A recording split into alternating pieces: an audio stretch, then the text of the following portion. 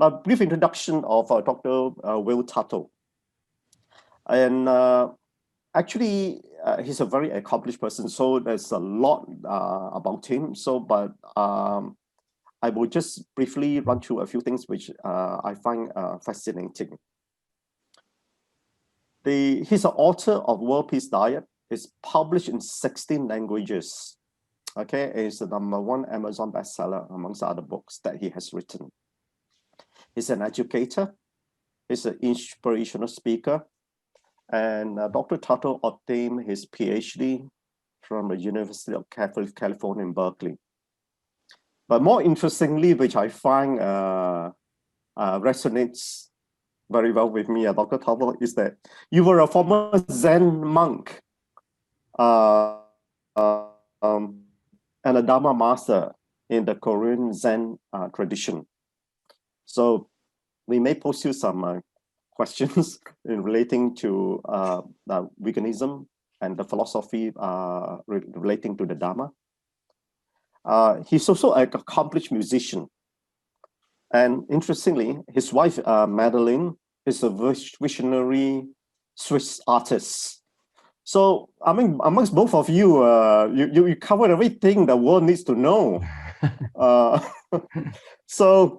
So what I'm going to do now is I'm going to hand over the session.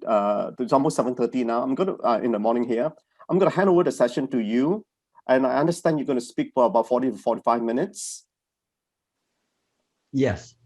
And then we'll have the rest of the session for about 45 minutes for question and answers, or in a discussion. Good. Yes. Okay. So all yours. Thank you so much. I really appreciate the platform is yours. Your many efforts to help bring everyone together and to discuss these important issues. And so Happy New Year to everyone. I know this is the Western New Year. It's January, right? Beginning of the year 2021 here in early January. And I am honored to be able to speak to you about the World Peace Diet, about the Buddhist Dharma teachings, animal liberation, and spiritual awakening, and the way that we can create a more healthy, harmonious, and compassionate world that's in alignment with the truth of the interconnectedness of all life, which I think is really the goal in many ways of our individual practices and also of our communities, our spiritual communities, and the Dharma teachings really emphasize, I think, the importance of cultivation of our own internal mental states to bring them in harmony with our true nature through meditation and through selfless action and through trying to understand more deeply who we are, actually, to do self-inquiry and understand our true nature. So what I'd like to do is just talk about the underlying ideas of veganism and vegetarianism, and then talk a little bit specifically about veganism and how it relates to the Buddhist spiritual teachings and spiritual awakening in general. And then, as we just heard from the venerable colleague and brother, we'll have an opening just question and answers, and I'm happy to discuss any questions anyone has. So welcome everyone, and here we go. We'll just go ahead and dive into it. So I want to just emphasize at the very beginning that I think the basic news I have to share is good news. The good news is that we as human beings have a physical body that does not require us to kill animals to be healthy. We have no physical need for animal flesh or for dairy products or for eggs. So that's the really good news, just to understand. And I myself have been a vegan now for over 40 years. And I'm sure I'm just as healthy and probably quite a bit, actually much healthier than people my age. And I'm not the only one. There's, I'm sure, literally many millions of people who have been eating a plant-based diet for many decades and who are just as healthy and probably quite a bit healthier than the average population. So this is the good news. is that we don't need to imprison animals, to impregnate them against their will, to steal their lives, to steal their purposes, to steal their milk and their eggs and their babies and all these things that we're doing. It's not necessary.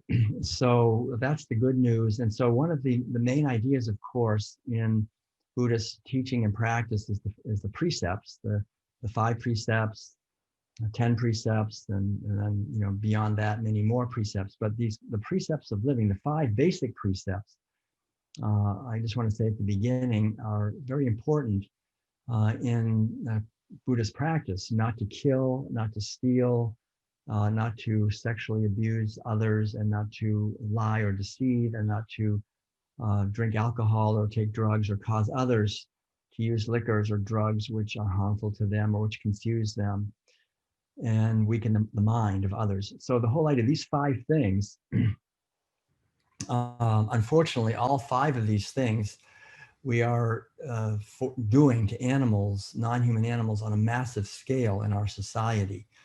And we are, I think, suffering the consequences. The animals are suffering the consequences. So I just want to emphasize how important I think it is that we broaden our understanding of the 5 precepts. And in the Buddhist teaching, and I think really in spiritual teachings generally, we shouldn't only be kind and loving to human beings. We're called to be kind and loving and respectful of other living beings, of all sentient beings. If a being can suffer, then it's not only human beings that we should be respectful of, it's all sentient beings. And this is a very integral part of the Buddhist teaching, and I think other traditions as well recognize this. All traditions recognize, and we see this with our companion animals very easily. We would be very unhappy if our companion animals like dogs or cats perhaps were to be maliciously harmed by others for no good reason, unnecessarily. And so the fact is, of course, that cows and pigs and chickens and turkeys and ducks and geese and lambs and sheep and fishes are all as sentient as dogs and cats, and really in many ways as human beings. They have the same central nervous system that is capable of feeling pain and suffering. They also have psychological capacities to feel fear and pain, and have sadness when their relationships are destroyed, mothers when their babies are stolen, whether they're cows or pigs or other animals will be very upset emotionally. They have social pain, emotional and psychological pain, like in many ways, like we have. Some scientists actually say that the pain that they experience is more acute because we as human beings can rationalize and explain suffering to ourselves. And so that can help distance ourselves from the suffering, whereas animals just feel it directly and may suffer in some ways more acutely than we do. So I think we all feel at a deep level a yearning to protect animals from unnecessary violence and abuse and cruelty. And we try to protect them. Every government in the world has certain laws in place to protect animals. But one of the main reasons I wrote the World Peace Diet was to really help us to understand how important it is that we do treat animals with kindness and respect. The main idea is that when I wrote the World Peace Diet, and I think it's still the same today, we know that we have a long list of very serious problems in our world today that we're trying to solve. We have problems with war, with conflict, with injustice, with poverty, with social inequality, with disease, and with hunger and starvation, with inequality between men and women, and racial inequality. And there's so many problems, all those problems, and environmental problems, deforestation, and global climate destabilization, and water pollution, all these problems, a long list of problems. And on that list, everyone would agree, one of the problems that we have as part of those problems is human abuse of animals. You know, everyone recognizes that is a problem. However, most people say that that problem is not very important compared to all these other problems that we humans have, our own problems, our disease, our social injustice, our poverty, our hunger. That's the most serious problem.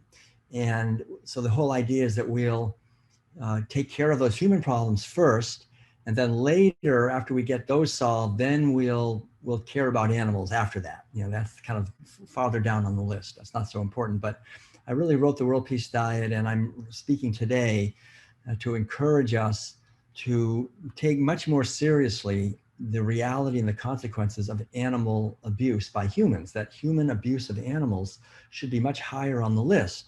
Number one, because it is so much more, it's such a bigger amount of suffering. We human beings are killing and confining hundreds of billions of animals, far more than there are human beings on this planet every year. Literally trillions of animals are killed every year when we include marine animals.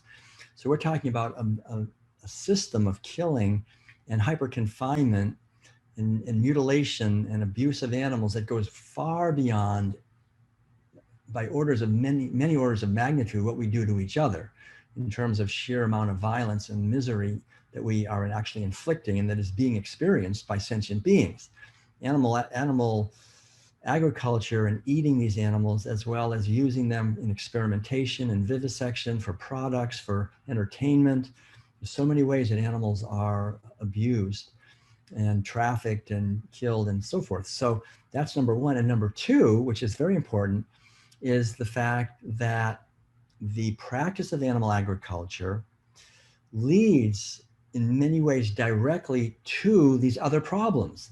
In other words, the fact that we're eating so much meat and dairy products is the direct reason we're cutting down trees in the rainforest at an unsustainable rate, destabilizing the climate, causing a mass extinction of species, causing the destruction of indigenous populations of people, causing tremendous amounts of disease, because animal agriculture is so wasteful. It's causing hunger and poverty that wouldn't be happening. We're growing enough food every year to feed at least 10 billion people, probably closer to 12 or 15, or some experts say 20 billion people every year, if we would feed all of the corn and soy and alfalfa, other grains that we're growing, if we fed them to people directly. So what we're doing with animal agriculture, the physical act of eating meat and dairy products and eggs, is causing the problems that we're facing of disease, of hunger, of environmental devastation, of injustice, because this injustice leads directly to war and conflict. So animal agriculture is causing the problems that we are facing. It's actually invisible. We don't recognize it. We haven't made that connection yet. It's not talked about in the mainstream media. Governments do not talk about this. So it's really important, I think, for us in the Buddhist community and in general, anyone who's interested in creating a world of harmony and peace, that we look deeper, we look more deeply into the causes of the problems we're having. It doesn't help to treat the symptoms of a problem if you don't treat the causes of the problem. And so animal agriculture is the cause of the problem on the physical level. But what I really want to talk about is the second aspect of that, which is that animal agriculture creates within us as human beings a certain way of thinking and a certain mentality and set of attitudes that cause these problems at a deeper level. In other words, animal agriculture and eating meat and dairy products and eggs requires us to disconnect from our natural wisdom and compassion. In the Buddhist tradition, this is referred to as prajna, for example. Prajna is wisdom, karuna is compassion. These are Sanskrit words, but the teachings are that the most important thing we can do is to cultivate karuna, cultivate compassion, cultivate prajna or wisdom.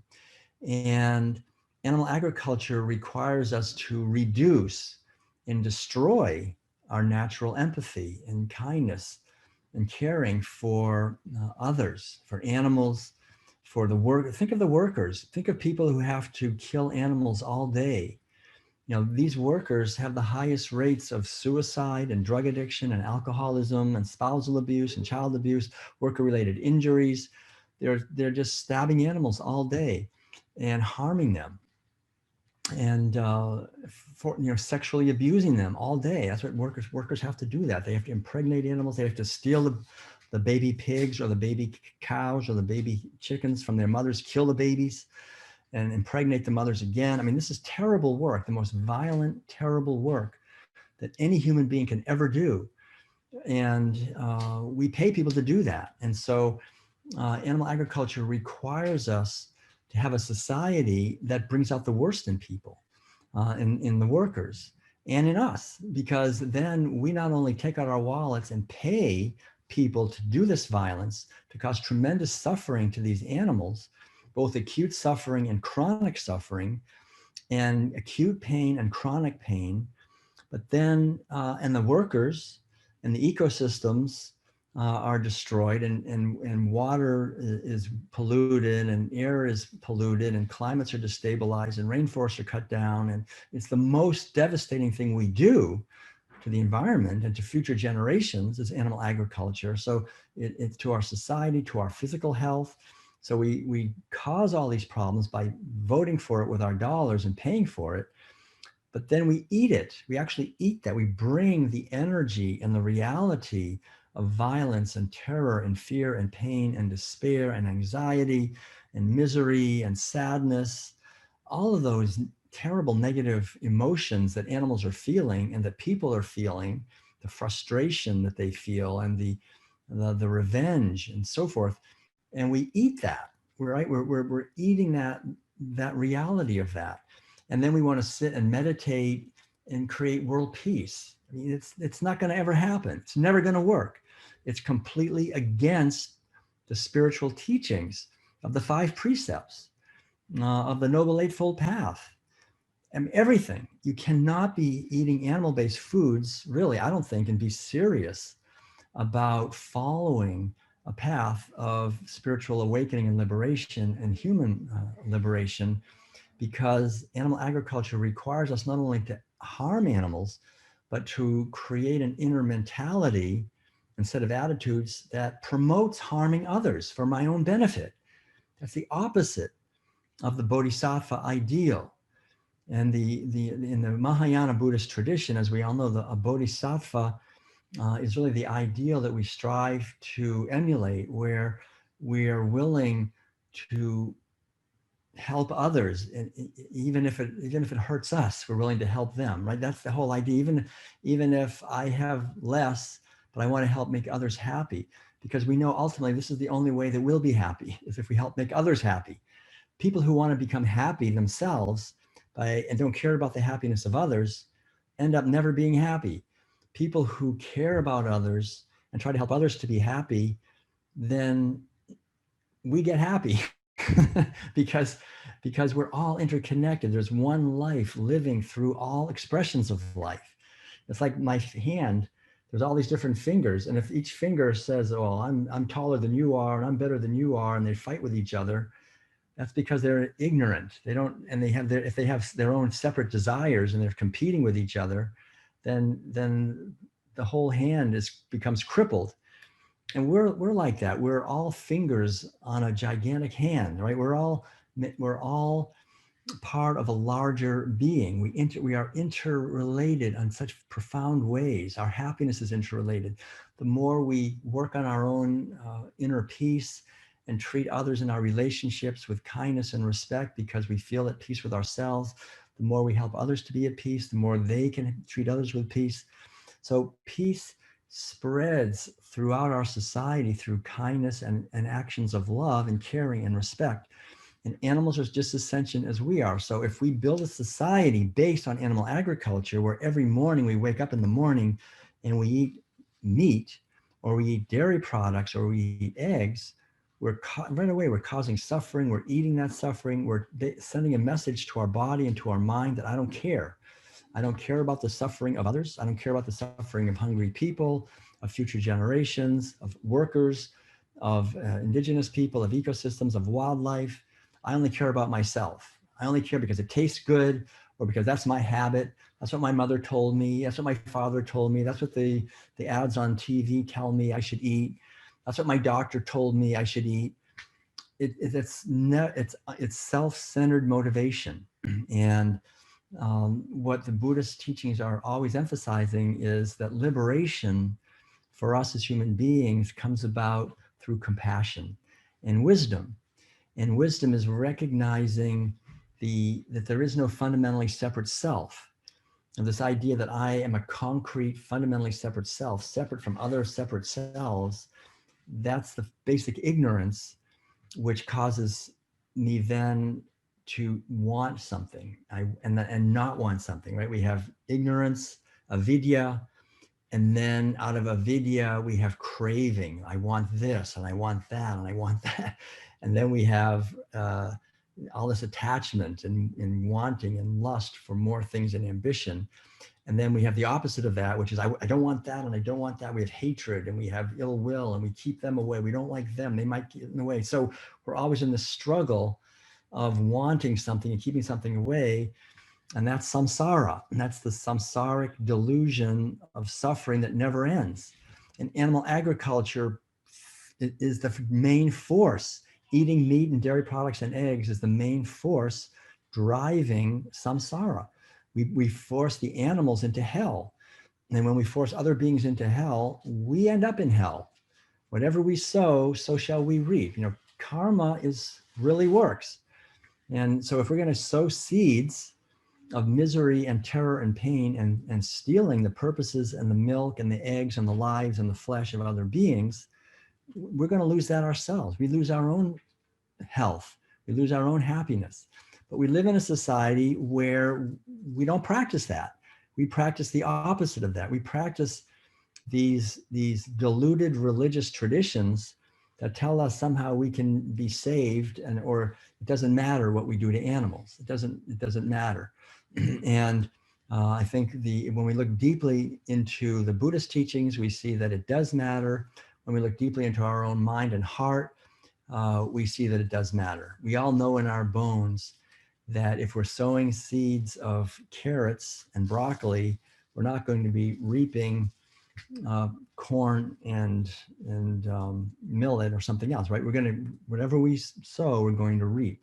And so I think it's very important to broaden the idea of vegetarianism to include veganism, because the word vegan actually, as you probably already know, but I'll just say it briefly, was coined by a British fellow named Donald Watson, who was the secretary of the Vegetarian Society of London back in 1944.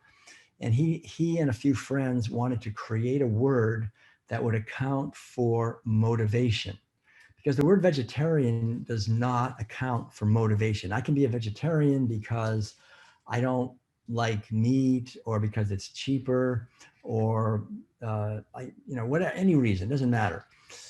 So he wanted a word that would account for motivation, and the motivation of compassion and kindness. And number two, he wanted a word that would include all unnecessary abuse of animals. Not only non-human animals, but also human animals. I mean, we're also, from a scientific perspective, we're also animals, we're also mammals.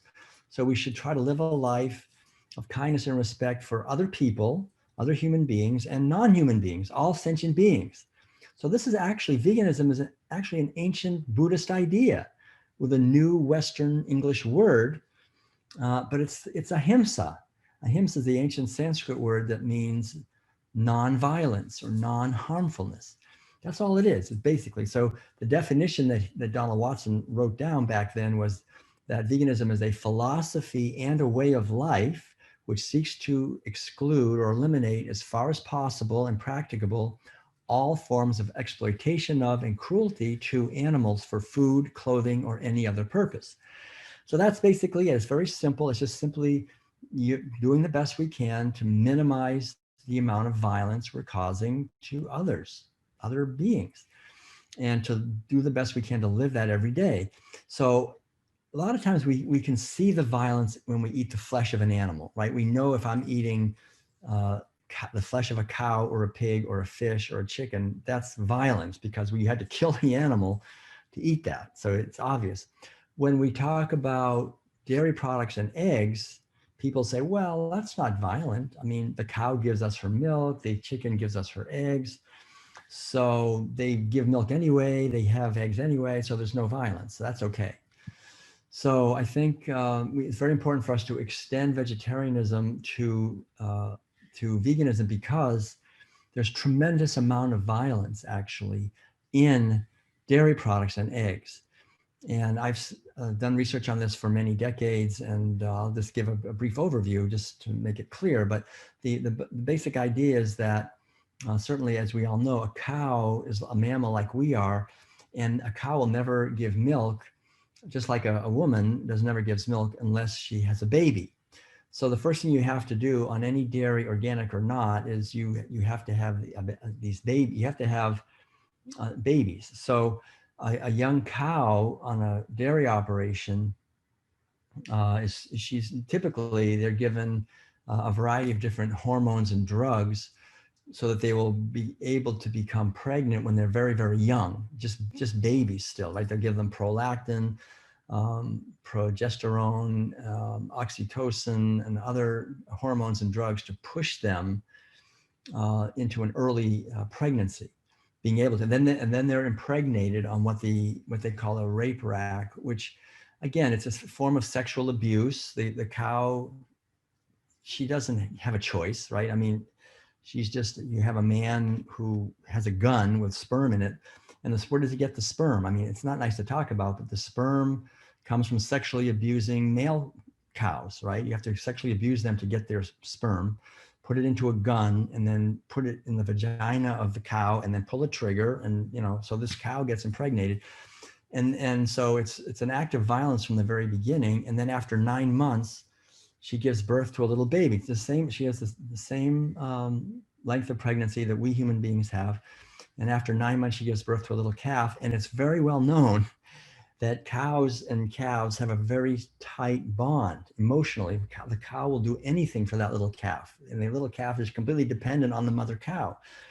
But on any dairy, organic or not, the baby is always taken away.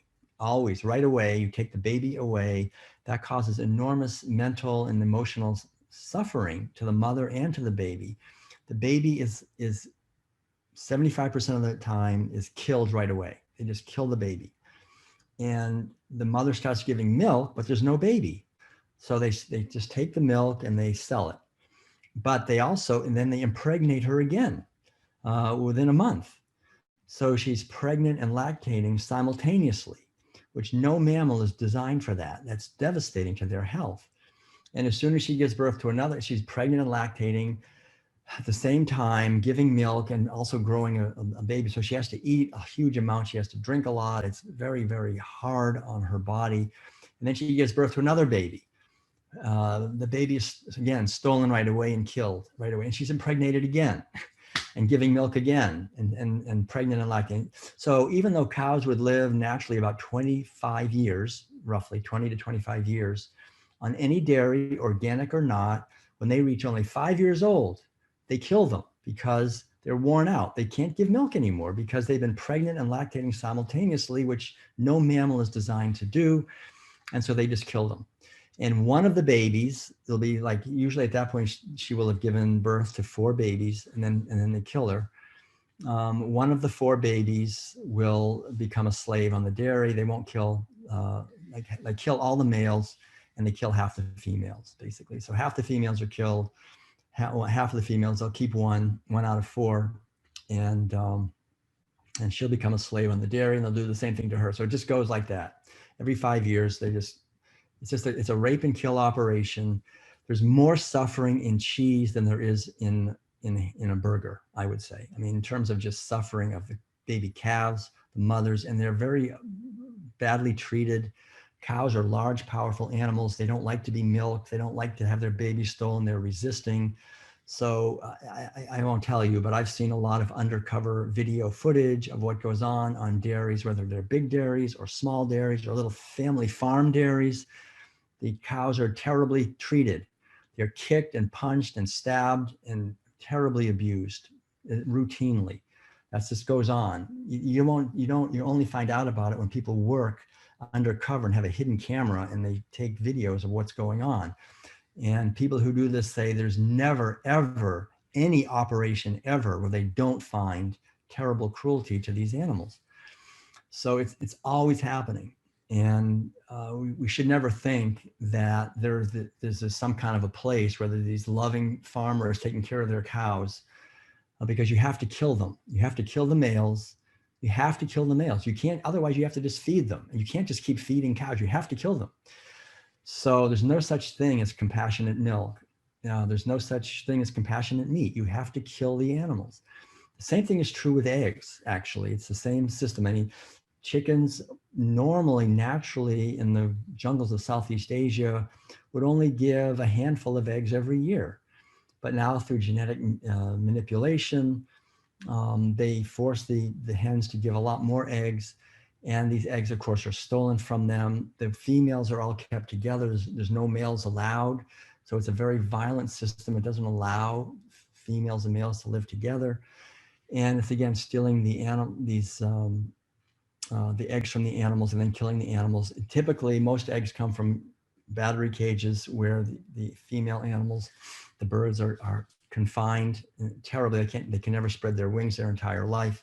I mean, it's really torture, terrible pain and suffering for these animals. There's probably no more violent and cruel food in the world than an egg. Egg has the more suffering I can't imagine. I mean, a typical egg has a tremendous amount of suffering. And it's the domination of female animals. I mean, we have to remember that it's really, it's the domination of male. I mean, the male hens, male chickens that are born on an egg operation, they just grind them up alive or suffocate them alive as soon as they're born. So it's a terrible, violent death for the males. But the females have it worse because then they're confined. They have their beaks chopped off, which causes terrible pain to them, both acutely and chronically. And then they're hyper confined and their eggs are stolen. They're very often force molted, which means they're starved and deprived of water to shock their system to give more eggs. So it's a very hideous, violent system, and it's based on dominating the female animals. And I think from a spiritual point of view, the most important thing is to cultivate mindfulness, to be aware of our actions, to be aware of the consequences of our actions. And when we have a system in place that causes us to not be mindful, right? It causes us, we don't want to think about where our eggs come from if we're eating eggs. We don't want to think where our cheese or milk or ice cream are coming from if we're eating them. We don't want to think about where our fish and pork and burgers are coming if we're eating meat. We want to reduce our mindfulness. We want to not take responsibility for our actions. I mean, this is the complete contrary to the Dharma. It's the exact opposite of the Dharma. You can't get farther away from the Dharma than cultivating a sense of, I don't care about the consequences of my actions, and I'm not going to be mindful. I want to be unconscious as possible. I mean, you can't get farther away from the Dharma than that. That's the extreme opposite. It causes suffering that always comes back to oneself in this life or the next life. And so we have to realize that in many ways, it's not our fault if we're eating meat or dairy products or eggs. It's just simply we're born into a system where we're taught to do that from the time we're little children by very well-meaning, loving people like our parents and teachers and friends and neighbors and relatives, and everybody does it. That's the only reason anyone eats animal foods, is because we're following orders. You know, we're just doing what we've been taught to do. We're just following the orders that everybody is doing. We're just going along with the crowd. We're just being part of a system without thinking about it, without questioning it.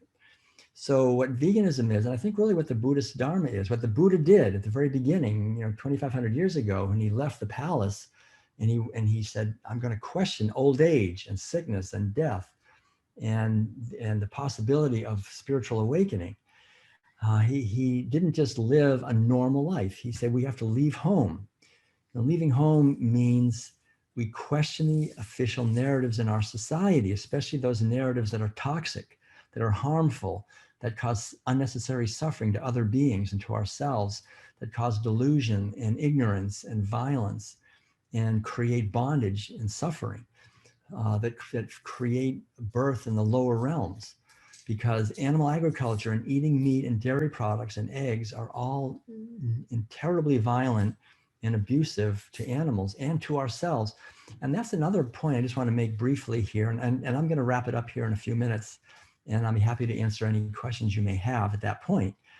But it's very important to understand also that animal flesh is not healthy for us to eat. I think we understand that. It's very well documented now by science and medicine that a diet that has a lot of meat in it causes a lot of problems: heart disease, liver disease, kidney disease, and many forms of cancer, strokes. These are linked to diets that are high in meat, especially fatty meats that are high in saturated fat and cholesterol. Animal protein in general is very toxic for us physically because it causes acid to form. So it's also inflammatory, and it's well understood that the hospitals are filled up with people who are there because their tissues are inflamed and acidified, basically, which comes from eating a lot of processed foods, and especially meat is a very big contributor to that. And so to cut meat out of our diets is great, for our health. We'll find our arteries will run cleaner. Our digestion is not designed for meat.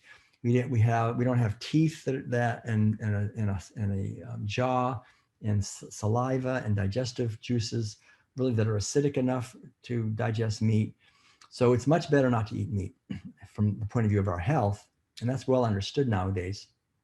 But it's really important to understand that dairy products and eggs are even much worse than meat in terms of our own physical health.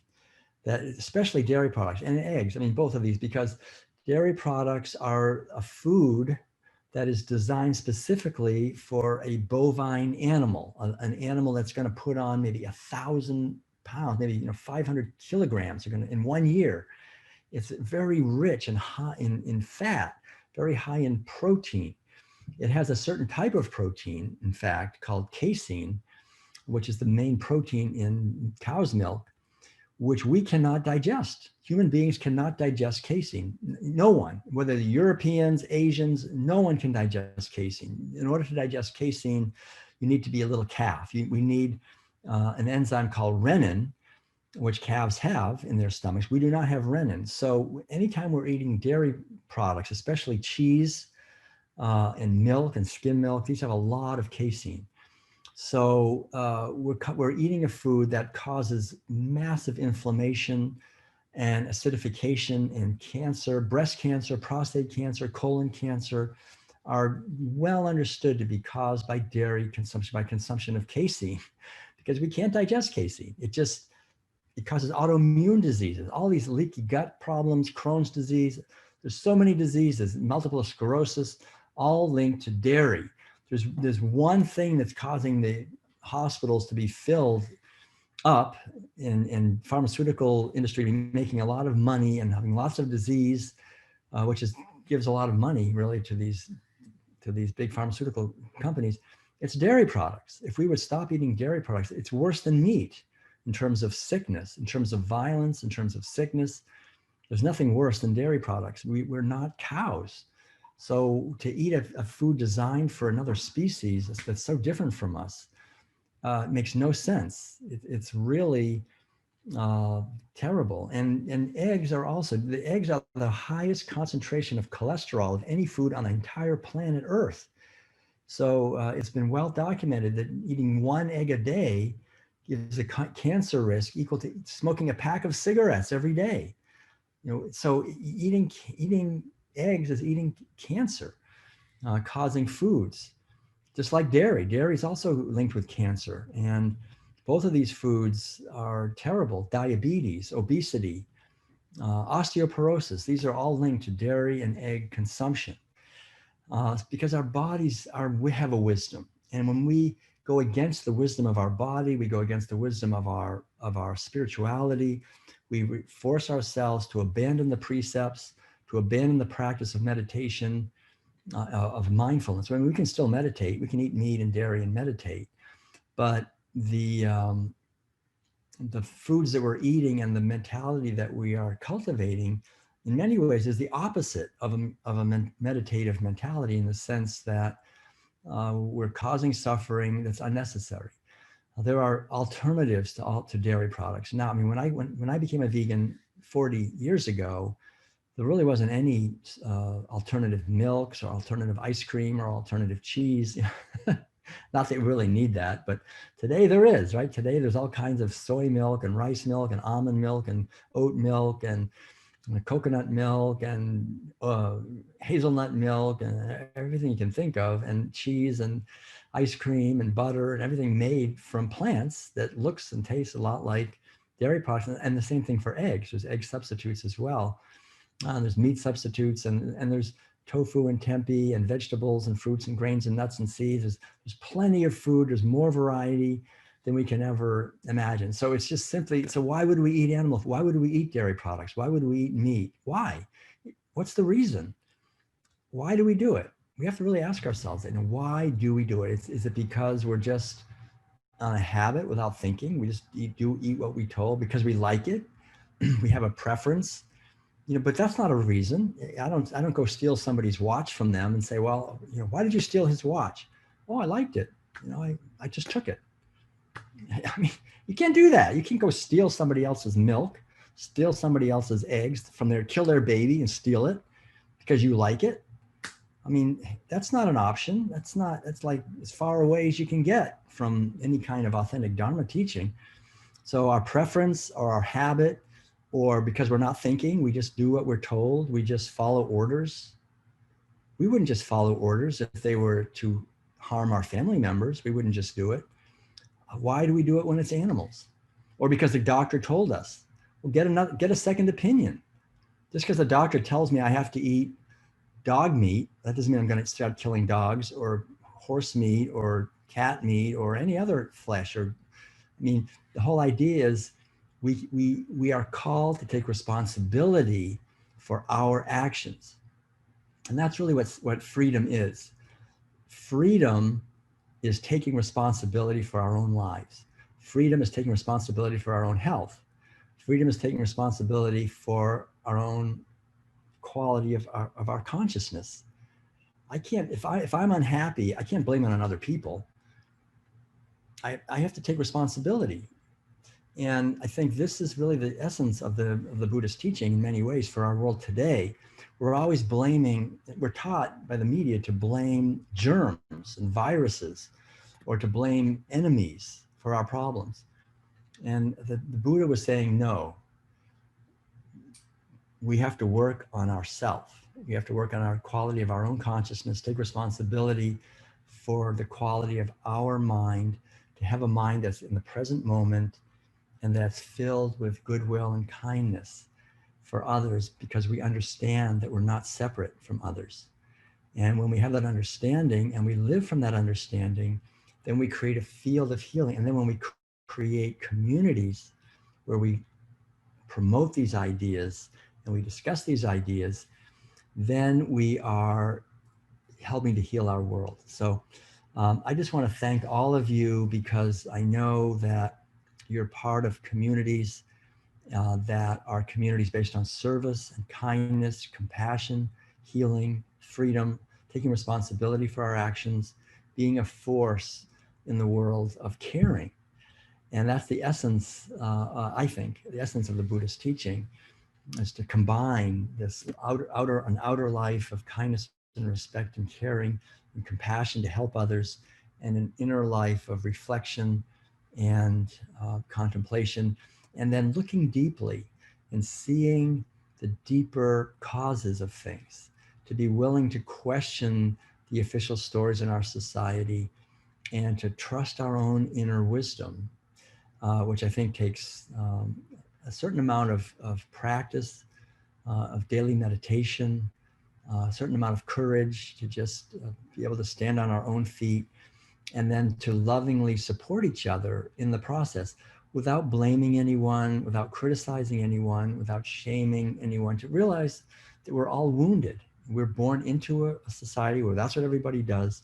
So we've been programmed in many ways to eat these foods, to think in these ways. And so now it's about healing our wounds, healing the inner wounds, healing the wounds of our behavior, and helping others to heal. So that when someone else is wounded, we don't hit them or yell at them or blame them. We try to be loving and kind to them. So all the words I'm sharing this evening, I hope you understand, are words of love and kindness for you, for animals, for future generations, for all of us. It's simply to raise awareness about the consequences of our actions and to heal our own delusions through looking deeply and clearly into the underlying causes of the problems that we're having, so that we can then be part of the solution and create communities of kindness and caring. Because I think that's the underlying idea, is that the only reason we eat animal foods is because of the communities that we're raised in. So if we can transform our communities, then the future generations, the children, will be born into communities where they're not eating meat and dairy products and eggs, where they're encouraged to be kind and caring, and to look deeply and to care deeply, to listen deeply, to feel deeply, to be like Kuan Yin, the Bodhisattva Kuan Yin, Chenrezig, Avalokiteshvara, the Bodhisattva of listening, to just listen deeply to the cries of the world, and to hear the cries of the world, and then to respond to the cries of the world as skillfully as we can. And that takes cultivating prajna and karuna, compassion and wisdom, which I think only happens in community, when we're living our lives engaged in an engaged way. All right, so thank you all so much for your kind attention, for the efforts that you're making.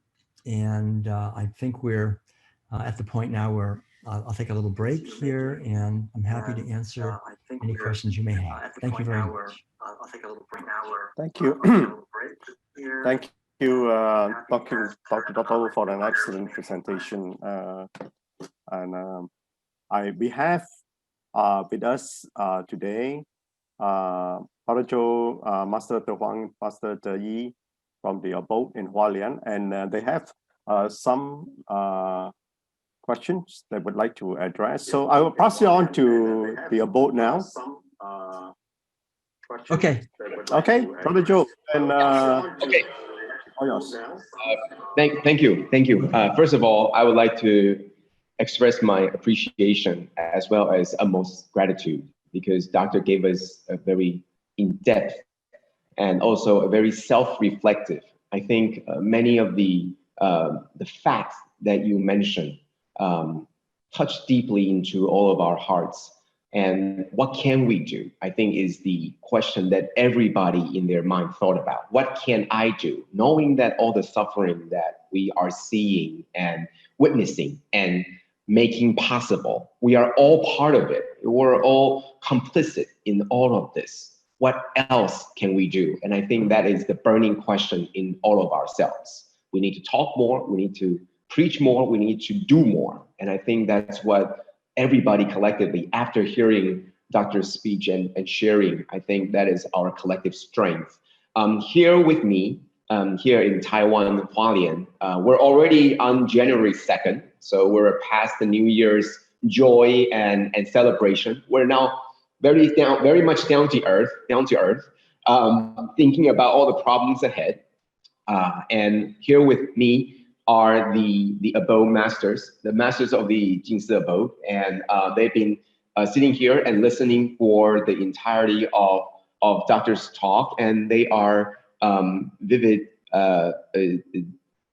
promoters of vegetarian diet or vegan, as you mentioned, inspiration. It's not just a word, but it's actually a thought, an idea, a movement. So I would like to ask two of our fellow abode masters here to provide very simple feedback to everybody, as well as Doctor, for your kindness and sharing. Thank you. And first, this is Dharma Master De Huang, here from the Hualien Good morning, greeting to everyone. Again, thanks for doctors share about why you want to go for vegan. Actually, was asking in an article, they say, do you know what is the largest graveyard in the world? And I think the answer is our stomach and our mouth and you know our the organs of eating.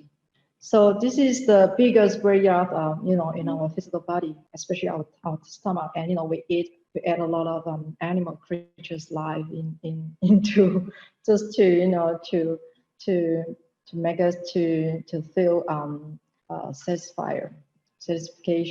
So and actually, there's a saying, "You are what you eat." So I think there's a time for those who are not vegan or vegetarian. I think it's time for us to make a decision to stop curb our desire to take any animal flesh or meat or you know dairy products or eggs.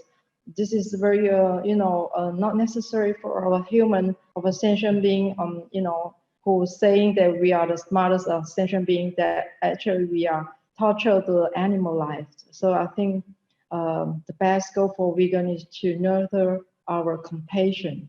This is why I heard for the beginning, the first time, why we want to go for vegan or vegetarian, the reason. So it very inspire me. So I think it's time for us to work hard together and put more effort and to try to promote to our friends or you know families or relatives who are surrounding us.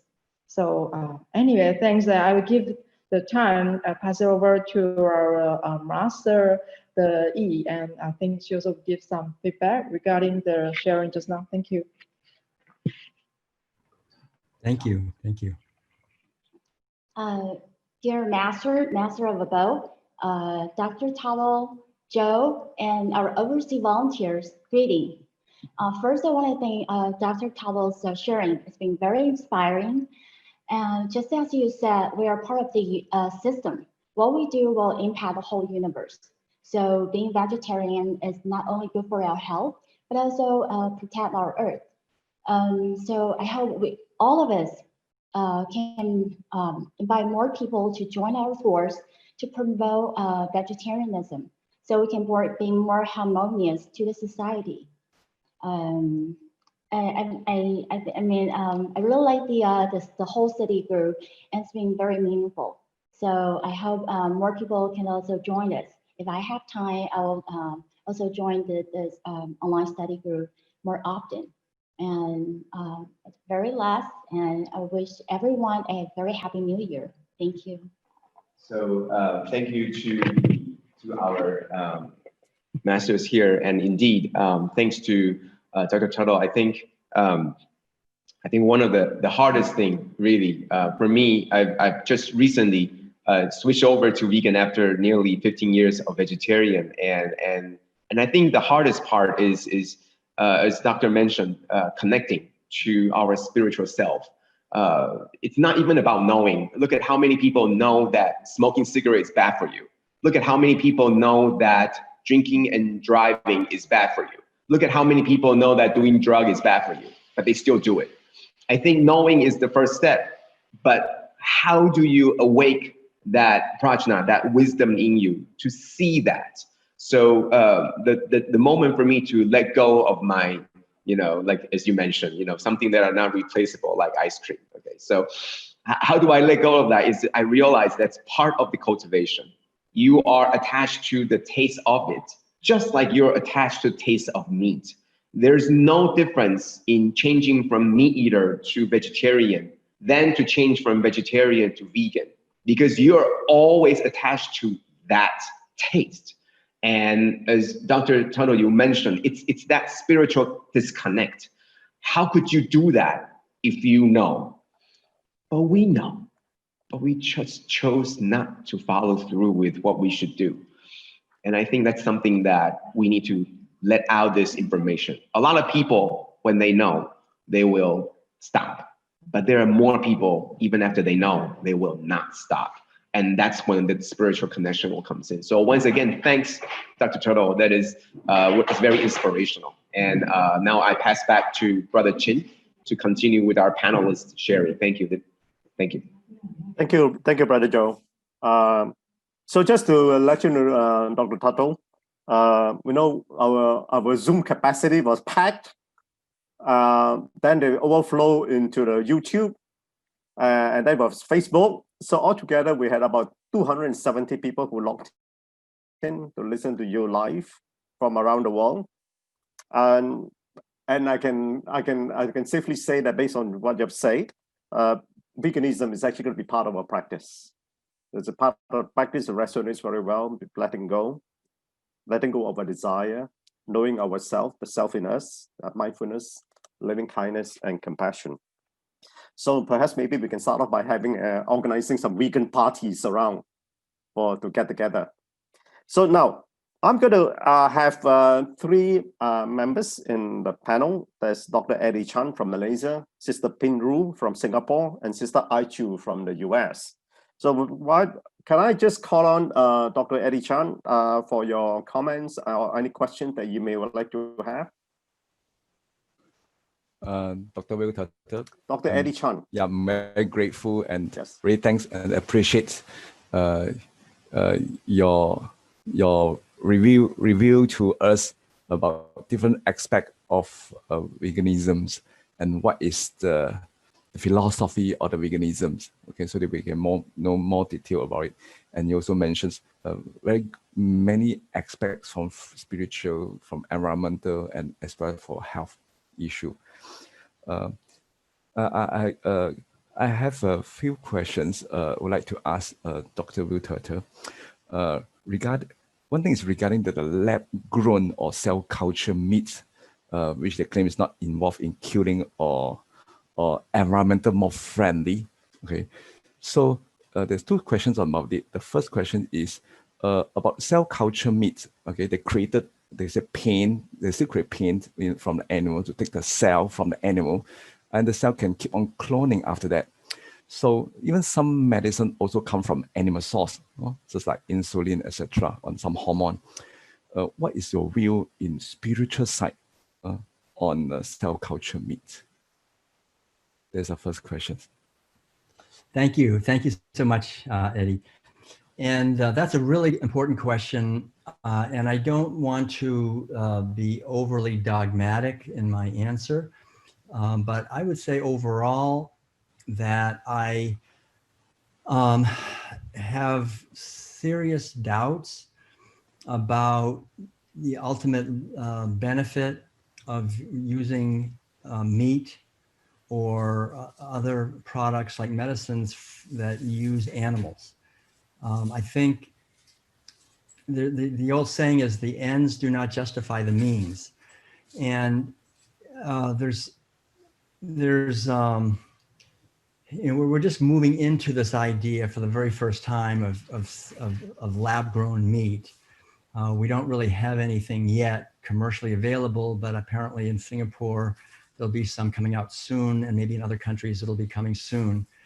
But we don't really know the consequences of this. And I've looked into it quite a bit, and I think on the surface it looks good. It looks like, oh, now we can make real meat, like animal tissue meat. We can grow it in a lab, and people can eat meat, and it won't take so much. It'll be so much resources. It'll be more efficient. There won't be any suffering to animals. So it's like this great idea. But there are some problems. One is there are some researchers who've looked into this whole process, and they've said that from an environmental point of view, there are problems in getting a lot of the required inputs.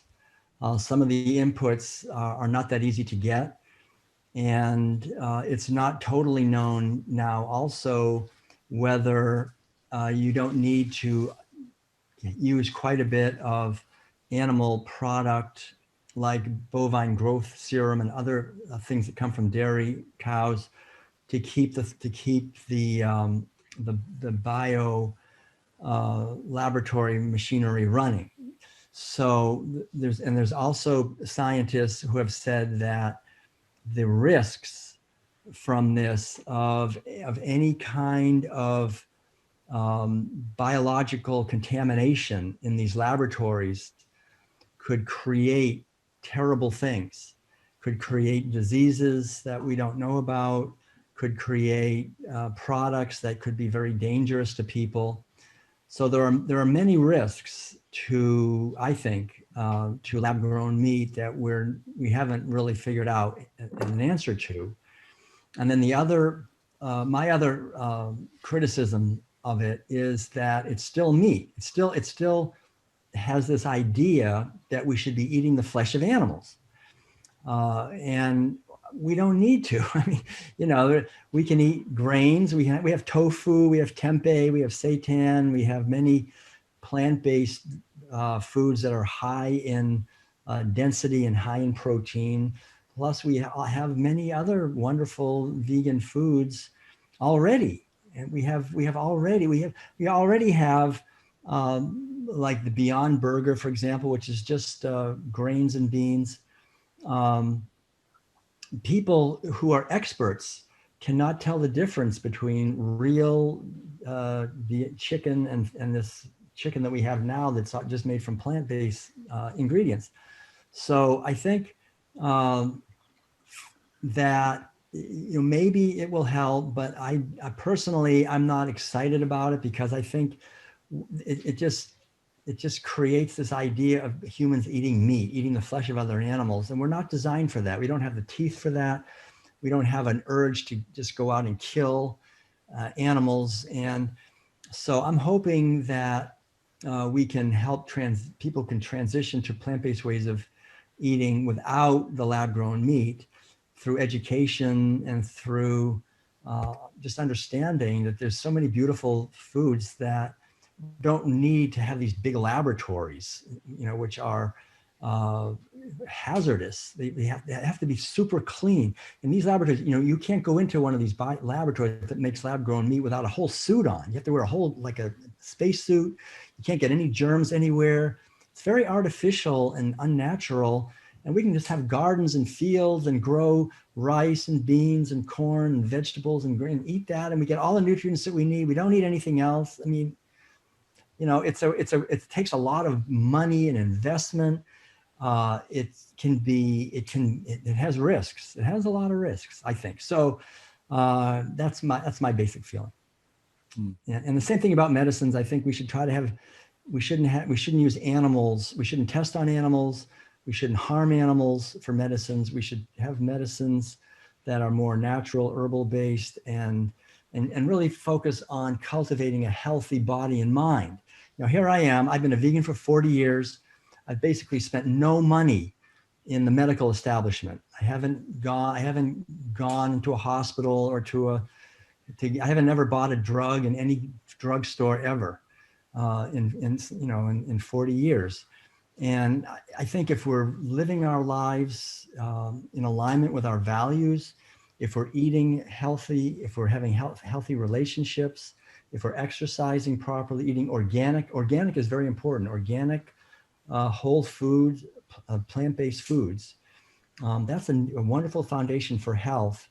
And if we are doing the best we can to take responsibility for our own health, then we don't have to harm animals, make them sick, and steal their bodies and minds to make ourselves healthy. I think that's a dead end. It's not a good idea, and it's part of the same problem. To be healthy ourselves, then we don't have to really worry about getting sick or making other people sick. This whole idea of contagious diseases, I think we should see that what's really contagious mainly is fear and love. So if I'm being loving, I'm spreading love. I'm spreading, if people get close to me, then they're going to get healthier and they're going to feel better. If I'm really afraid and angry, then people that come around are going to feel more afraid and more angry and more upset. So those are the things that are spreading, I think, our quality of our consciousness. So I think the most important thing is to cultivate a positive consciousness of health and live that, be very simple, natural, and the earth will provide us with everything we need to be healthy. We have to get into harmony with nature and with each other and stop abusing animals and thinking we can harm them and get healthy ourselves. It's never going to work. You know, we can't make animals sick and then we're going to be healthy. If we make them sick, we're going to be sick. That's how it works. That's what the Buddha taught. Whatever we sow, we reap. We can't sow sickness in other beings and create all this complicated, violent methods and be simple and happy. You know, it doesn't work that way. That's a great question. Thank you, Eddie. Thank you. Dr. Will, I think you gave a very great answer on that. I think I learned one very important aspect from your answer, and your answer actually have answered the second questions.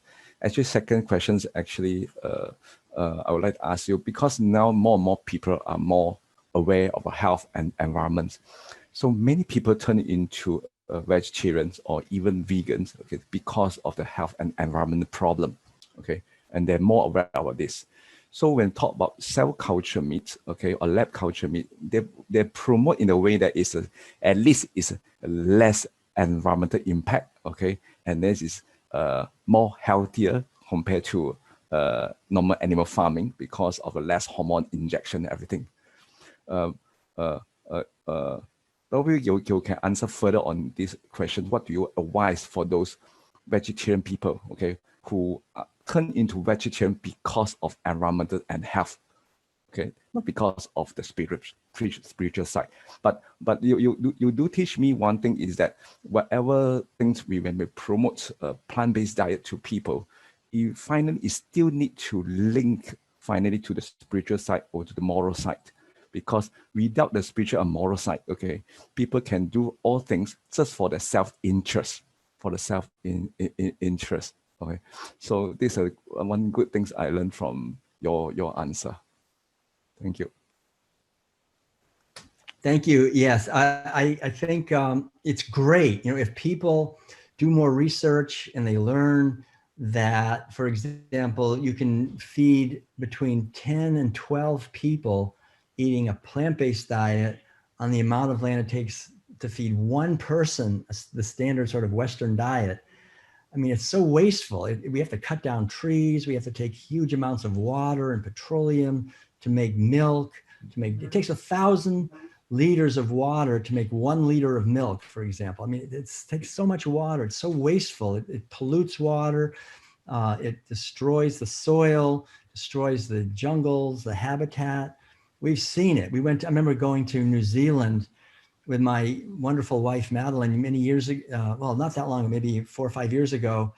And she had been in New Zealand about 30 years before. And she kept saying, you know, we've got to go to New Zealand. It's the most beautiful country in the world. It's all the beautiful forests and the clean water and everything. So we finally went there a few years ago and it was terrible. I really was shocked because in the 30 years since she had been there, they had grown a very large dairy industry in New Zealand. They have one of the largest dairy companies in the world is based in New Zealand.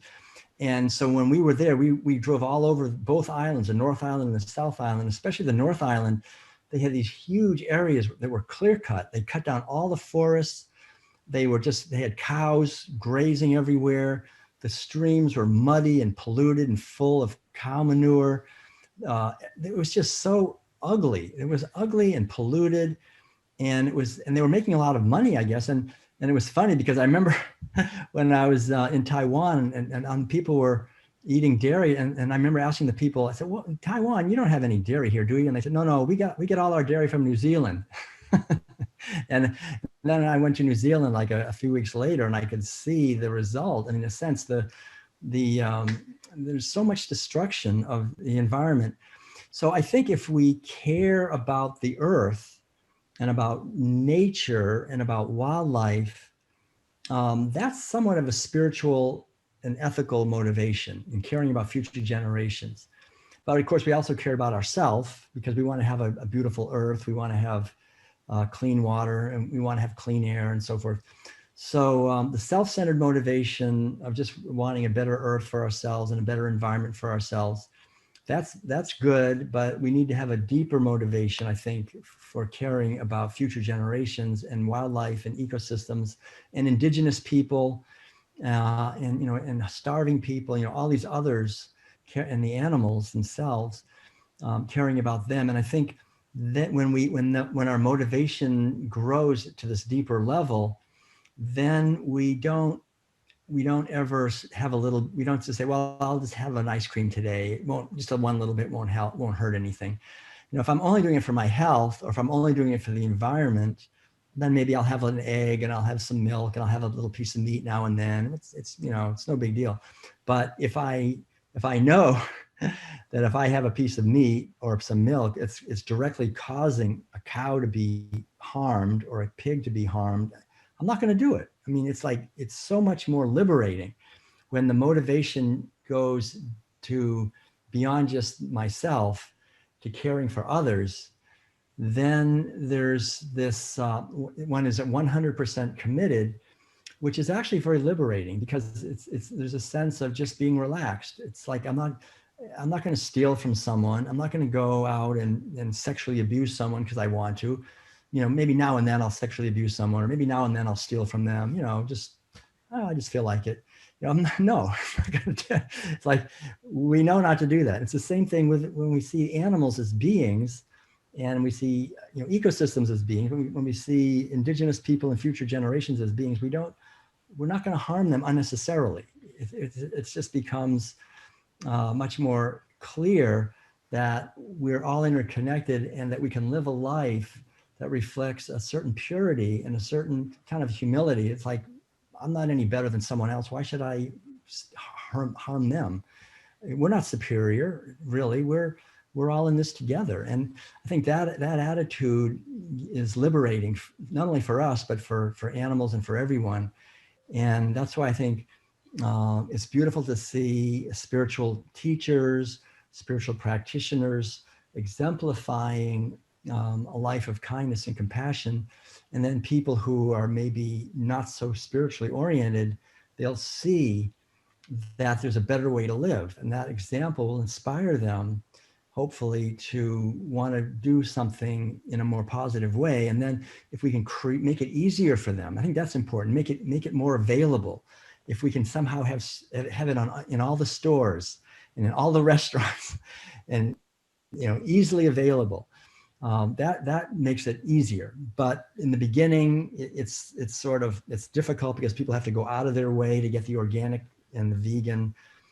But then the more we do it, the more we share, the more we educate, the more we exemplify, there's more people doing it, and it just gets easier. So it's really about reaching a critical mass, I think, of people who understand and who are doing this, and it makes it easier for everyone else. So that's the path that we're on, I think, of just trying to increase the momentum and increase the awareness and deepen the motivation. Thank you. Very great and inspiring answer.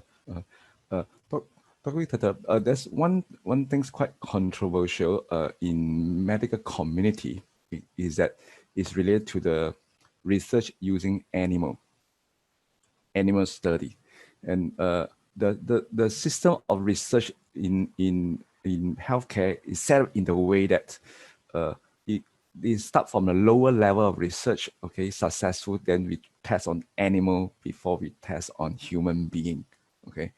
And some, for example, in cancer research, sometimes they even inject the cancer cells into the animal to make it become cancerous before we give treatment again. Okay, so of course it developed a lot of controversial issue regarding that.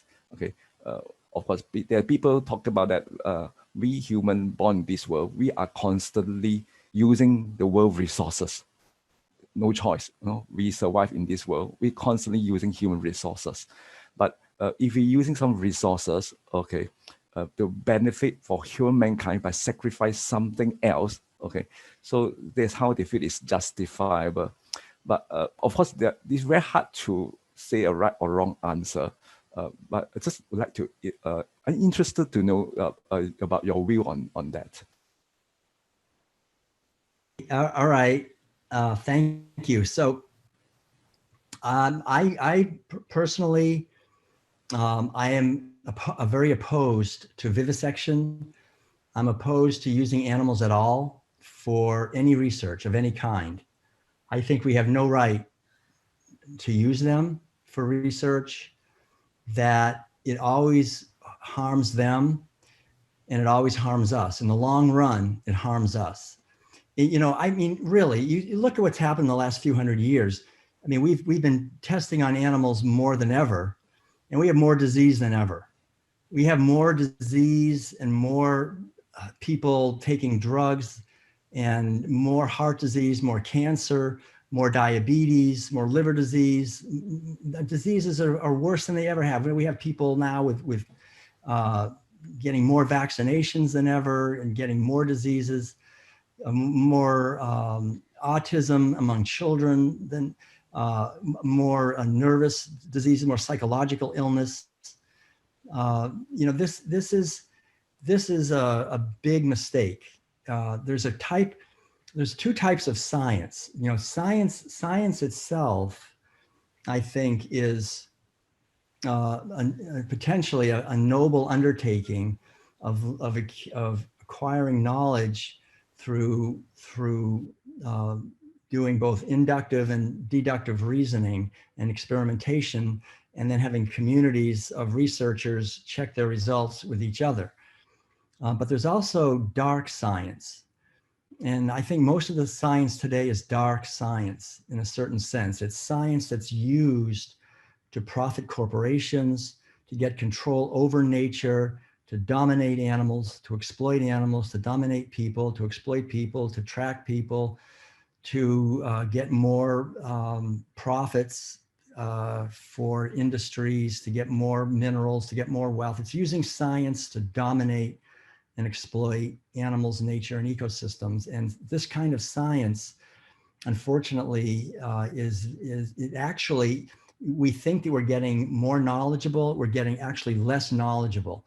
What I see actually happening is that there is an ever increasing amount of ignorance and misunderstanding in the world, and that increasing misunderstanding and increasing ignorance is organized and is propagated and is educated through schools, and it's called science.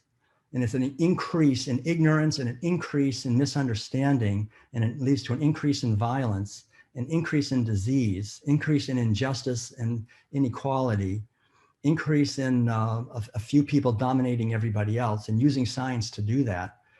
So I think thousands of years ago, especially in Asia, there were tremendously wise people who lived lives in harmony with nature, who were exemplifying to us ways of living in harmony with nature, where they lived long lives in health and harmony.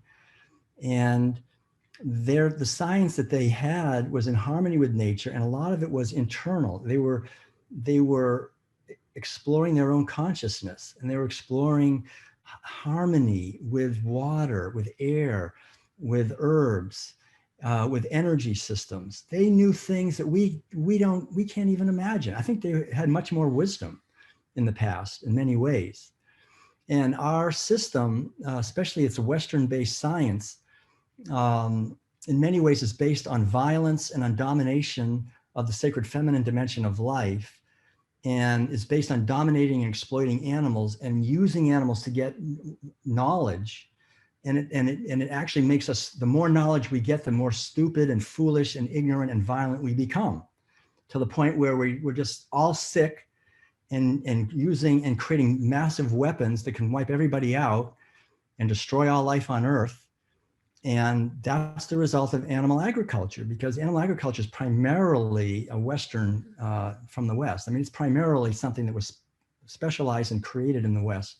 And it's spread throughout the world because of Western, industries like McDonald's and Burger King and the IMF and the World Bank. And there's a lot of that happening. So I think, well, it's not to blame anyone. It's like, maybe, this is how it was supposed to happen. Maybe this is what humans had to go through. I don't know. But the basic idea is, here we are, we're in a situation we can see. I think clearly we should be able to see that experimenting on animals gives us these drugs, which they're causing more misery and suffering than ever. I'm so glad I haven't taken any drugs in over 60 years. I've stayed out of the whole system, and I would never take a drug. I just wouldn't do it because I don't want something that was tested on an animal. I would rather die myself. I'm not going to do it. So I don't want my life to be dependent on killing somebody else. Good answer. Thank you. Brother Will, I'm just mindful of your time. We've got another 15 minutes more. How are you for time? How are you for time, Brother Will? Dr. Tuttle, how are you for time? Yeah, I'm good. You're good? Okay, yeah. Right, because we got two other panelists. Two other questions, okay. Question as well. Okay. So if thank you, Dr. Eddie, for there was some very interesting questions. And also for the answers I've given, and it resonated so well on the one of the that we shared this morning, maybe discuss about our consciousness, about inner awareness, as well as sort of mindfulness on our part. Now, relating to what Dr. Eddie asked and what you've said, I've got a question here from one of the participants. The husband was having chemotherapy. And it was chemotherapy for every 2 weeks, and his hemoglobin was greatly reduced, was unable to do the next chemo unless he boosts up the hemoglobin level up. Now he was advised by the doctors to take beef to boost up the hemoglobin. Take what? I mean, what would beef? To take beef, beef, yes.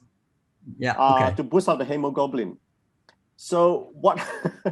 What would you do in a situation like this?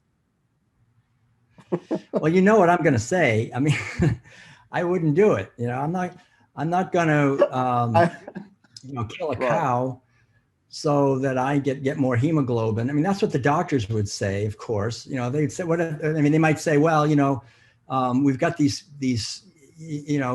kill a dog. If they say, well, you got to kill, you've got to kill a dog to get the energy, to get the meat and the energy to be healthy, then the person might say, well, I'm not going to do that. I'm not going to kill a dog. But why would you kill a cow? It's, we have to think of it. There's another way of doing it. Like right now we're at a health center in Florida called Hippocrates Health Institute. People come here from all over the world because they have cancer. And they have other, diabetes and other serious illnesses, and everything is healed. They have a much higher rate of success of healing, and it's all done through organic, vegan, raw food, and meditation, and alternative therapies like that. And so I think a person could think, okay, I'm going to try something else. Maybe try cleaning my body out. If someone has cancer, they've already been listening to the medical system for too long. And they've been suppressing the symptoms for so many years that finally they have this serious illness, a cancer. The problem is their body is polluted. It's full of toxins. They've got to get rid of the toxins. You're not going to heal it by doing more toxins and more violence. It's not the way. So one has to realize there's other ways of healing based on harmony and based on cleaning the body and meditating and having a positive approach rather than this chemotherapy approach. Okay, thank you. So relating to what Dr. Eddie said earlier about the lab-grown meat, now, I understand that in Singapore, the government has approved the production of self-cultured meat. So let us now go to Singapore. We have a Sister Ping Ru, who is with us, and Sister Ping Ru. Hello, Dr. Tuttle and brothers and sisters. This has been an inspiring talk. I hear about sexual abuse in schools among my students every now and then. but today is the first time I hear about sexual abuse in animal agriculture. So this afternoon, I'm going to get Dr. Tuttle's book and read up more.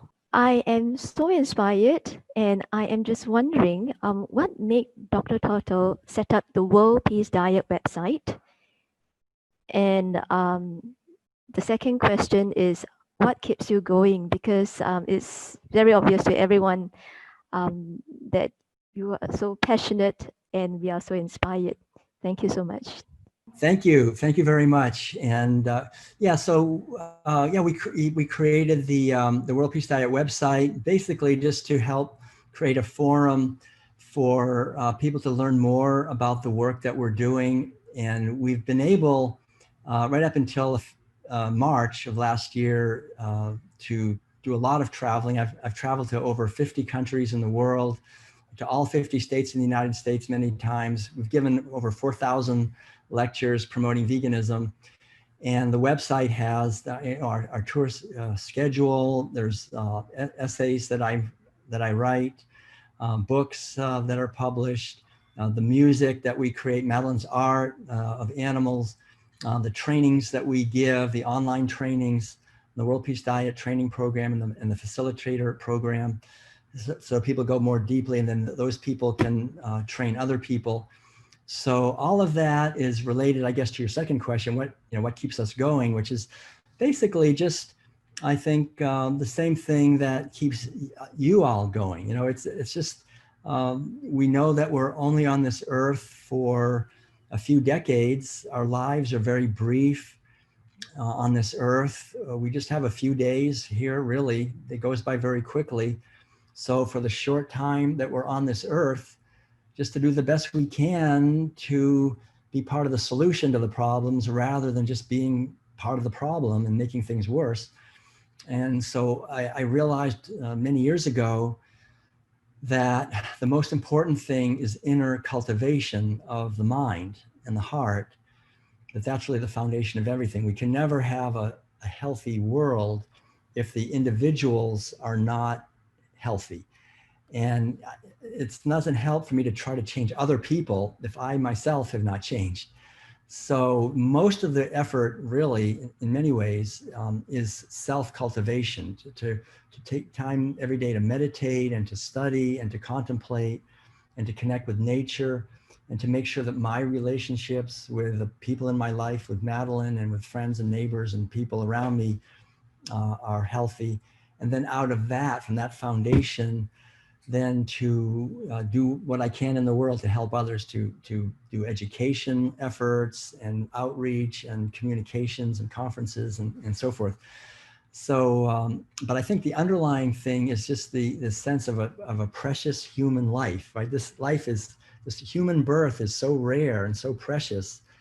And then to have a human birth and to have a healthy body and a healthy mind, to be in a society where we have some freedom, we can actually study the Dharma, we can actually talk about these teachings. We should never take this for granted. We shouldn't let fritter it away. We should take it very seriously and wake up every morning with a sense of gratitude that we have on one more day to do the best we can to be a voice for all sentient beings, to be a voice for animals, to be a voice for people, to be the hands that bring healing, to be the mouth that brings some encouragement, some love and caring to others. I think that's really it. We don't know, we could die anytime. Today could be our last day. We never know. So to make the best of every moment, to make the best of every opportunity that we have. And this life goes by quickly, so make the most of it while we can. It's a very precious, very brief existence that we have here, and we don't know what the next life will be. So it's really important to cultivate our wisdom and compassion in every moment, every second. And I think if we create a vegan movement that's based on inner cultivation rather than just trying to change the world, but to change the one person we can change, which is myself, that be the focus. And then from that, to bring the inner peace that we were able to realize and get a glimpse of into our movement. And it's one of the things I love about the Buddhist teaching, about the what I know of the Tzu Chi movement in general. It's really based on living this as individuals. So I'm very honored to be able to share these ideas with you and with everyone. Thank you. Thank you very much. Thank you so much. Thank you, Sister Peng Ru. You got any other question? I'm really so inspired. It has been raining for more than 24 hours in Singapore, non-stop. Wow. It is a big thing in Singapore because it's a very rare thing in Singapore. And so I think it's timely to hear the sharing, and because it only inspires me to do more, to spread the message. I've heard so much about the cheese, but I never got to read about the details. So I'm really going to get the book both in English and Mandarin, Chinese languages. I read on the website that's been translated into 16 languages. So I think it shows the extent and the impact throughout the world. So Yes. definitely going to share with more teachers and my family and friends about what I've heard and learned from Dr. Tuttle this morning in Singapore right now. Yeah, thank you so much. Thank you. Thank you very much. Wonderful. Sister Peng Ru is an educationalist in Singapore, so she has a lot of students following for her. I see. We just for information, Dr. Tuttle, as you speak just now, it's being translated into Mandarin for some of the Mandarin speakers. So I was just been told that we had actually at the peak almost about 330 locked in live to listen to you, okay, around the world. 330, that's a lot. And so we're gonna move on to somewhere nearer to you, to the US. So we have Sister Aichu. All to you, Sister Aichu. Happy New Year, everyone. And thank you, Dr. Tuttle, for your compassionate, inspiring, and informative talk. Here I have, in 2014, North Bay Vegan Book Club, studying your book, World Peace Diet. At that time, I love your book because I named my son World Peace when he was born in 1986. And I said, wow, World Peace Diet. And then after we read about it, I learned more. And today, I took 2.5 more pages notes from your talk, and we got more tools to convince ourselves and all people around us to be vegan. I have been a vegetarian since 2009, but now I'm going to aim for being a vegan. And thank you for your very convincing talk today. And also, I have 2 questions for you. Okay. Number 1, as you said, as Buddhists, we know that causes and consequences are related. If we want to promote veganism, we really want to know what are the causes. So from your 40 years of being a vegan, and also thank you for practice what you preach. You are a living, wonderful example of how wonderful it could be to be a vegan. So what are the top 3 causes you've seen that people don't want to be a vegan? And the second question is following that.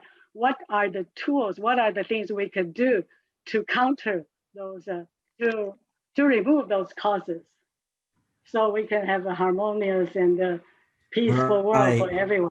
Okay, so what I think of okay, thank you very much, Aichu. I think the main causes for people eating animal-based foods, that's your question.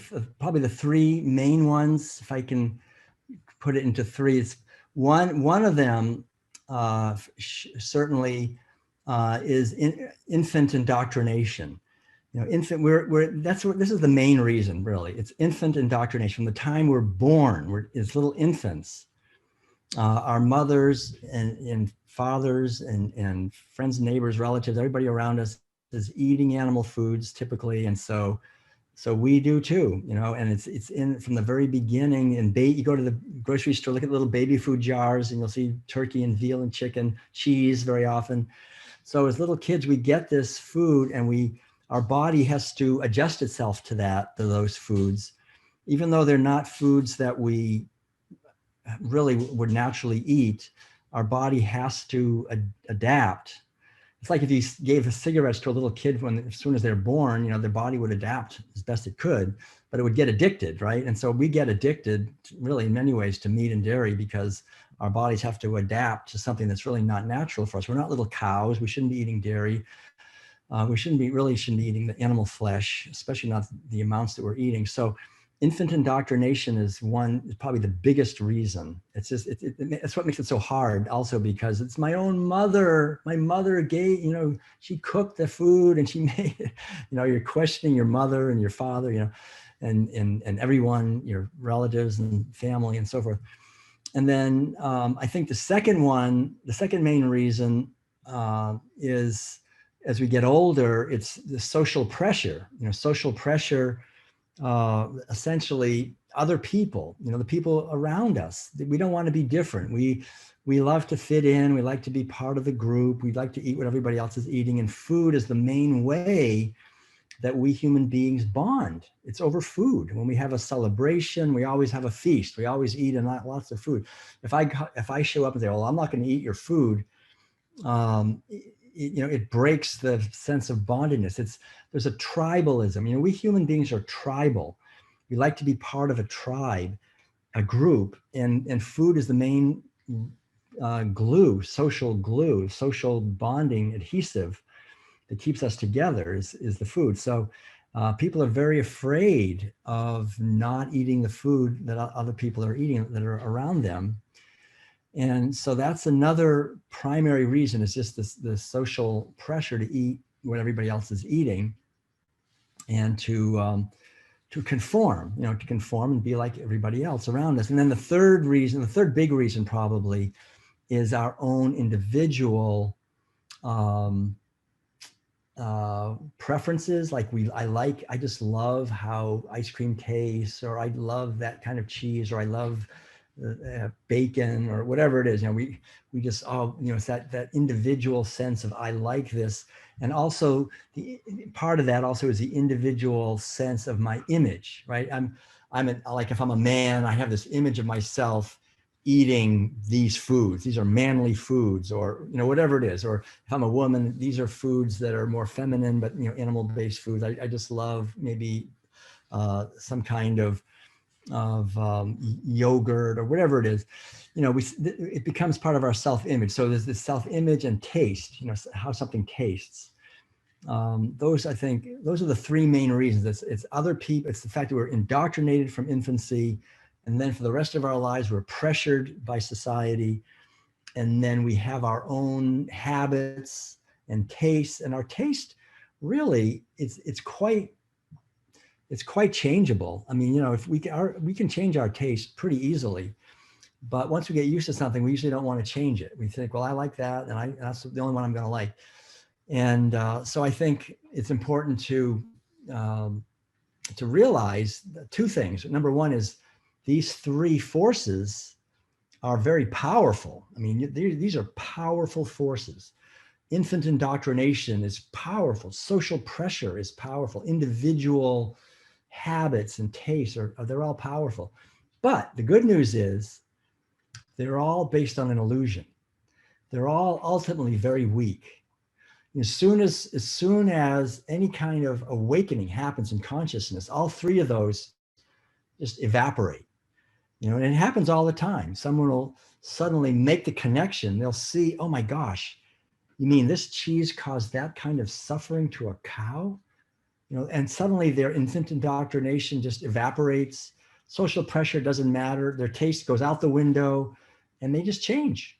You know, it happens all the time. So these are powerful forces. but they're also based on illusions. They're based on lies. They're based on falsehoods. We don't need them to be healthy. Taste is something that's very changeable. We can easily get used to different things. Like right now, I've been a vegan for 40 years. I just love, how plant-based foods taste. And it's not difficult to switch over. I have no desire obviously for anything else. And so that's the good news. And so that's what I would say, in order for us to help people to make the transition, I think the most important thing is to be an example ourselves, a positive example, make sure we're eating healthy food ourselves. So it's important, I think, as we're vegans, to eat organically grown foods, because if we're not eating organic, we're getting a lot of herbicides, pesticides, fungicide, hormones, residues, all kinds of stuff is in foods. Even if it's vegan, it can be in the food. So it's important that we eat organic plant-based foods and whole foods also, as much as possible, not eating processed foods, because there's a lot of preservatives, artificial colors, chemicals, all kinds of chemicals and things. So try to eat food that's healthy, and then be healthy. Take time every day for exercise, for meditation, for connecting with nature, for creating positive relationships, so that we can be a good example of someone who's eating a healthy plant-based diet. And then instead of trying to change other people, that's probably the main point I want to make, is like the idea is like, how can we help other people to change? The best way to help other people change is don't try to change them. Don't try to change people. As soon as I'm trying to change somebody, and they can feel it, and they say no, they start fighting. They start fighting back. I know I would be the same way. If someone came up to me and I could tell they were trying to change me, I would have my boxing gloves on and I'd be trying to protect myself. That's a natural, healthy response. We shouldn't let people change us. If we want to change, we should initiate the change ourselves. So I think the best way to help change other people is to don't try to change them. Just try to change myself. If I myself can actually be a vegan, then the whole world will start to become vegan. What is being a vegan? It's being loving. Veganism is love. That's all it is. It's actually living a life of loving kindness to others, not just theoretically, but actually practically. It's like, I'm not going to pay other people to stab and abuse animals, because that's not loving. That's harmful. It's violent. And so, and I'm going to do the best I can to be kind and caring in my speech and my thoughts and my words and my actions to others, to humans and to animals. That's what being vegan is. Being vegan is being kind and loving to human animals and to non-human animals in every thought, word, and deed, in every relationship, as much as possible to live that. So that's a full-time job. That's something to really work on all the time. I can always become better at that. I can always have a mind that's more filled with love and kindness and generosity and caring and tenderness and mercy and gentleness for others. I can always improve that. I can always increase that. And so I think when our vegan movement becomes a movement of self-transformation to be the change we want to see in the world, to actually live a vegan life with kindness, then our movement will be unstoppable. It'll grow so fast. It'll go, the whole world will go vegan very quickly if we really work on ourselves. The problem is, oh no, I'm not the problem, you're the problem, I got to change you. And then we start trying to change people. And then we get into this whole mentality of how we can strategize and manipulate people and make them change. And that's like animal agriculture. We dominate and exploit animals, and now we're trying to dominate and change other human beings. The whole idea is to abandon all of that and to just try to, like the Buddha said, to enlighten ourselves. And when we do that, then our actions follow naturally. So I think one of the best things we can do, Mahatma Gandhi talked about this word in Sanskrit, satyagraha. Satyagraha. Satya means truth, and graha means power or force. So it's truth force or truth power. And so the idea is if we just speak our own truth with love and respect, then that's the best way to change others in a positive way, because we're not trying to change them. So, and I think the one statement that is always universally true that we can always say is this: I'm so happy that I realized that the only reason that I was eating animal foods all those years that I did in the past was because I was just following orders. And now I'm not doing it anymore, and it's great. That's it. Don't say anything more. And that's all there is to it. I'm so happy that I discovered that the only reason I was eating meat and dairy products was because I was just following orders. And then I realized it wasn't a good idea, so I'm not doing it anymore, and it's fantastic. If we just say that, and if it's true for us, it's really the truth. I'm so happy. It's really, I can say that. I'm so happy that I realized I was just eating meat because I was following orders from well-meaning people, but they weren't good orders. It wasn't a good idea. Eating meat and dairy was harmful to animals, harmful to me, harmful to the earth. So I'm not doing it, and it's fantastic. So when someone else hears that, it goes right in to them in a very loving way, because it's just truth. It's just my truth. I'm not I'm not saying you should do this, you should do that. You're bad because you're not doing what I'm doing. I'm just saying I'm happy because I figured this out. And that's all I'm saying. And the other person will on a deep level will say, wow, well, that's true for me too. The only reason I'm eating meat and dairy is because I'm just following orders too. They'll say that to themselves eventually. They'll realize that. And then nobody wants to just live their life as a robot, just doing things that are harmful because they're following orders. And so you've planted a seed, and the person's own compassion and wisdom will water the seed. And that plant will grow inside of them, and it'll be vegan. It'll be a vegan plant. You know, their life will move in that direction because you just planted a truth seed, a seed of truth, because you were just honest. You just were loving and respectful and just shared your truth, satyagraha.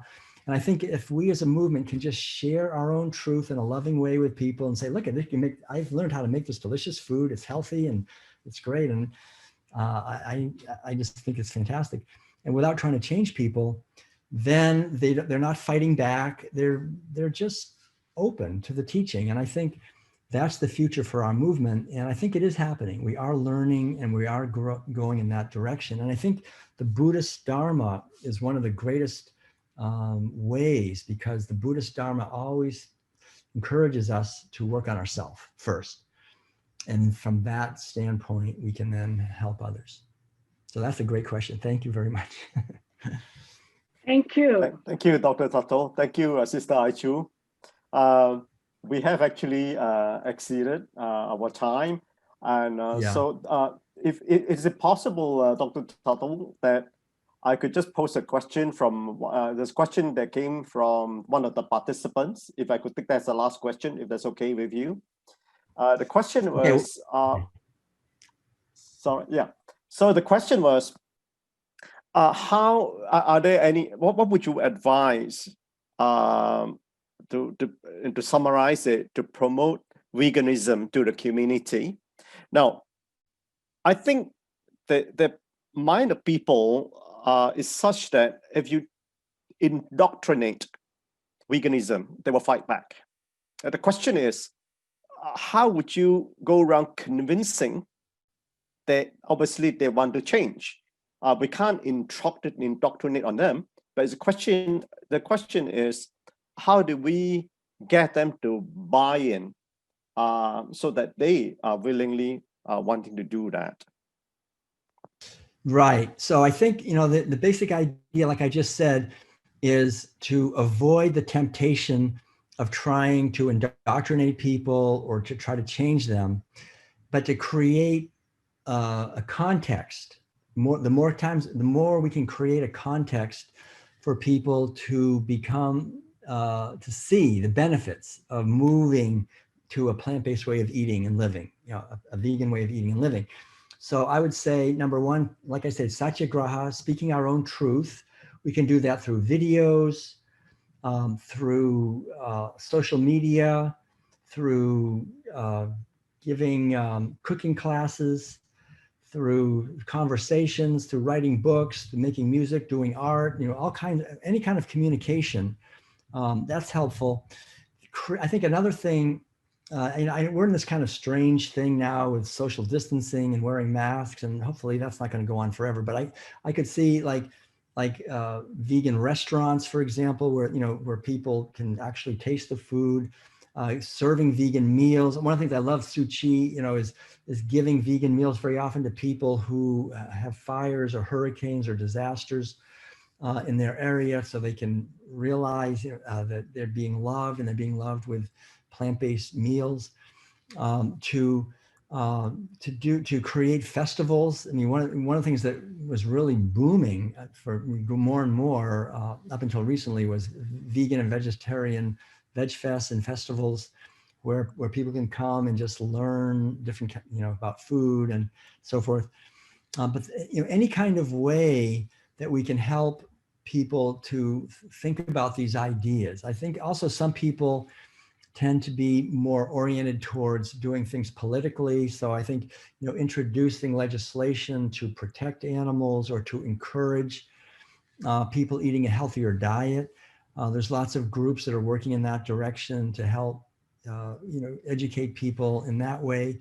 There's some people that are there's some doctors that are working to help educate doctors about the benefits of a plant-based diet. And these are all things. I think the most important thing is to, whatever we do it with kindness and love and respect. That's the most important thing. To treat other human beings the way we would treat cows and pigs and chickens, right? Treat them with love and respect. It's easy to treat these animals with kindness because they're not offending us maybe, but other humans can be more challenging. So that's why the inner work is so important. It's important for us, I think, to meditate regularly, so that when it's not so much what we're saying to people, it's how we say it. It's who we are as we're speaking.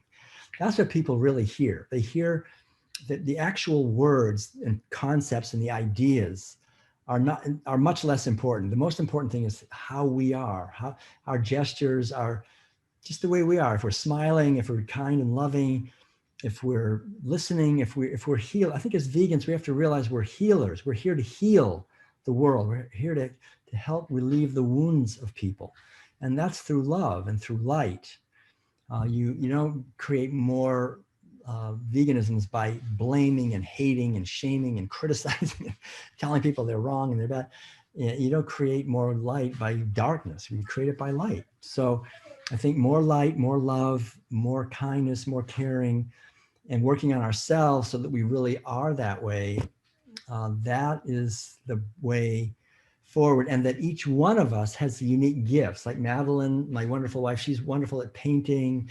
Other people are maybe wonderful at making videos. Other people are maybe wonderful at just talking to people or making delicious food or grow. We need people growing food and gardening. And I think there's something for everyone. We all have our unique talents and gifts. We only have a short time, to cultivate them. We need people who are maybe help make vegan investments or businesses. Whatever it is, meditating is very important. There's something for everyone, I think, to contribute. And it's all important. There's nobody that's more important than anybody else. It's all equally important that we do the best we can. Thank you. Thank you, Dr. Tuttle. Certainly, I enjoy the philosophy behind veganism. That part is interesting.